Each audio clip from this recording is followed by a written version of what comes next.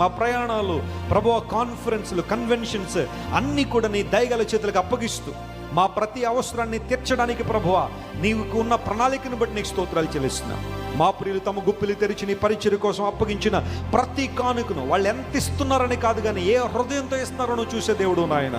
ప్రతి కానుకను మీరు అంగీకరించి నీ రాజ్య విస్తరణలో వారిని ఉపయోగించి నడిపించి బలపరచుమని ఘనతయు మహిమయు ప్రభావం నీకు మాత్రమే ఆరోపిస్తూ యేసయ్య నామం పేరట అడిగి వేడుకొనిచున్నాము తండ్రి.